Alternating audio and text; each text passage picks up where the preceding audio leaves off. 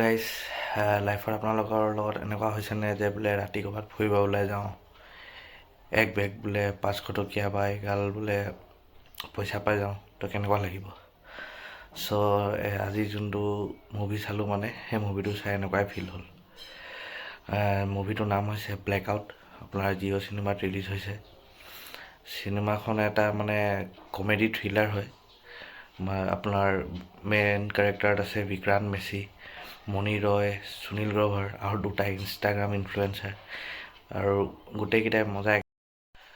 মুভিটো basically এক ৰাতিৰে story হয়। আপোনালোকে যদি এনেকুৱা লুট কেছ বা ব্লেকমেইল এনেকুৱা যদি মুভিবোৰ চাইছে, যিবোৰ মানে ডাৰ্ক কমেডি থাকে, মুভিটো তেনেকুৱাই আৰু এক ৰাতিতে আপোনাৰ গোটেই মুভিটো শেষ হৈ যায়। মুভিটো ষ্টাৰ্ট হয়, তাৰপিছত এণ্ডিংটো ক'ত টাৰ্ণছ এণ্ড টুইষ্ট বহুত বেছি আছে।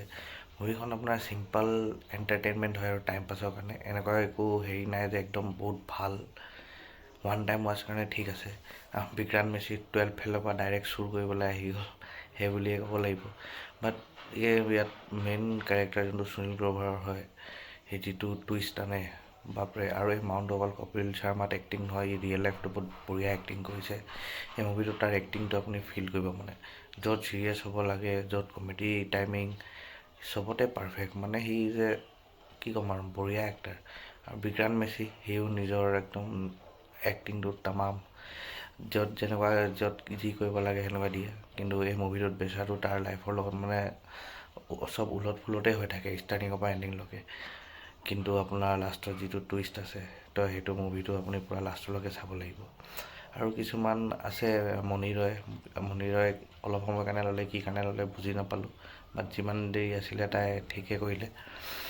আপোনাৰ ইনষ্টাগ্ৰাম এই দুটা, বা মানুহ আজিকালি ইনষ্টাগ্ৰামত ফেমাছ হৈ কিনেও মুভি পাই গৈছে। আমি কেতিয়া হ'ম, দুখে লাগিছে ভাবি। সেইকাৰণে আপোনালোকে মোৰ চেনেলটো ছাবস্ক্ৰাইব আৰু ভিউজ দি থাকিব, যাতে ময়ো ডাঙৰ মানুহ হওঁ এদিন না এদিন। সেইবোৰ পিছৰ কথা। সেই ইনষ্টাগ্ৰামৰ যোনটোটা আছে, সেইটা কিন্তু ভাল এক্টিং কৰিছে মুভিটোত। যিমান যি দিব লাগে নিজৰ হেৰিটো বঢ়িয়াকৈ দিছে। বাকী জিঅ' চিনেমাত আপোনালোকে মুভিটো এনজয় কৰক, বেছি নকওঁ। মুভিখন মই আপোনাৰ 10ৰ ভিতৰত 6.5 ৰেটিং দিম। ষ্টৰি এনেকুৱা একো নাই, আৰামছে আপোনালোকে ফেমিলি লৈ বিঞ্জ ৱাচ কৰক, টাইম পাছ কৰক ভালকৈ দেই। বাকী মই আৰু বেলেগ গধূলিলৈকে বেলেগ চিৰিজ এটাৰ ৰিভিউ লৈ আহি আছোঁ। তেতিয়ালৈকে love you, take care, bye by.